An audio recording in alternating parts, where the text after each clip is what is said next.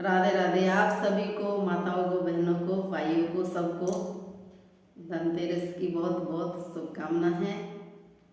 और माताएं बहनें तो बहुत बिजी हो रही है क्योंकि घर में बहुत सारा काम रहता है, तो सारा दिन भर निकल जाता है काम में, पता ही नहीं चलता है।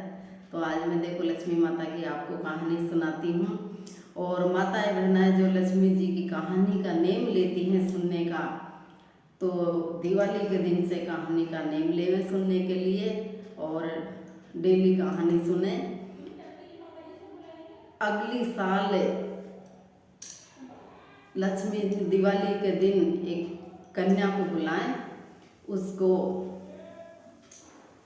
पैर छुएं, भोजन बना के खिलाएं लक्ष्मी जी का रूप में, और उसको वस्त्र पहनने के लिए जो भी वो पहनती है वो उसको कपड़ा दें। इस तरह इसका उद्यापन होता है और साल भर सुनते हैं कहानी को।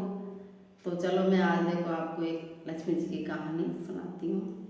एक साहूकार नहीं थे। साहूकार के 7 बेटा 7 बहू थे। वे लोग बहुत ही गरीब थे और मन में बहुत ही अच्छे संस्कार थे उनमें सब में। दिवाली का टाइम था, सातों भाई काम करने के लिए गए था। उस दिन उनको काम धंधा तो मिला नहीं था। घर पे आए, सब कहने लगे आज काम धंधा नहीं मिला है तो आज क्या बनाएंगे, तो चलो खिचड़ी बना लेते हैं। उन्होंने खिचड़ी बना ली।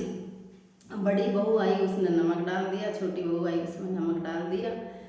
तीसरी ने डाल दिया, चौथी ने, पाँचवीं ने, छठी ने, सातवीं ने, इस तरीके उन्हें सातों आई और सातों ने नमक डाल दिया।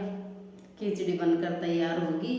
उसके ससुर जी जीमने के लिए आए तो वो आपके जीम के और चले गया। उन्होंने कुछ नहीं कहा, भाई खारी हो गई।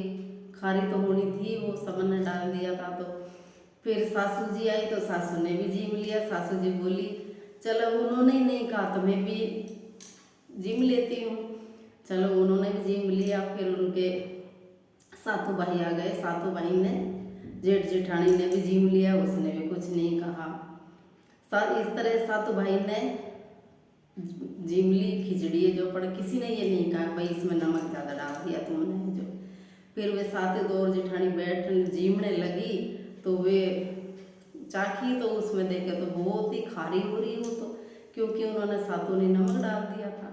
अब वे विचार करने लगी, भाई चलो देखो ससुरा जी ने भी कुछ नहीं की, सासू जी ने भी नहीं की, अपने पतियों ने कुछ नहीं भी, जेठ जेठानी ने कुछ नहीं भी नहीं की, जेठ जेठानी भी कुछ नहीं बोले थे।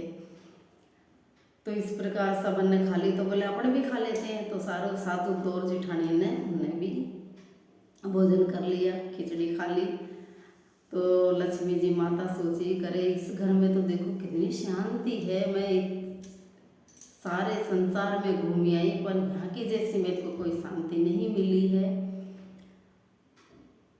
तो इसलिए देखो भाई सबने देखो खारी हो गई थी, सबने कोई ने कुछ नहीं कहा, तो इस घर में तो बहुत शांति है, इस घर में तो मैं रहूँगी।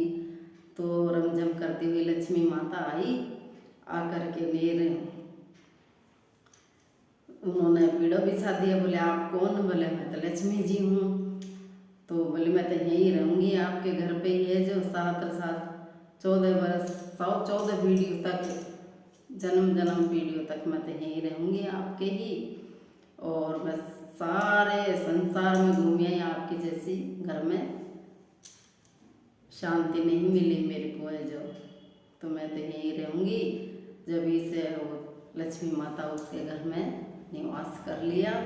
हे लक्ष्मी माता परमेश्वरी, उनके घर में जैसे लक्ष्मी आई, जैसे सबको के घर में आना, कहते के सुनते के, होंकारे बढ़ते के, और अधूरी को पूरी करना, पूरी का परवान करना। बोलो लक्ष्मी माता की जय।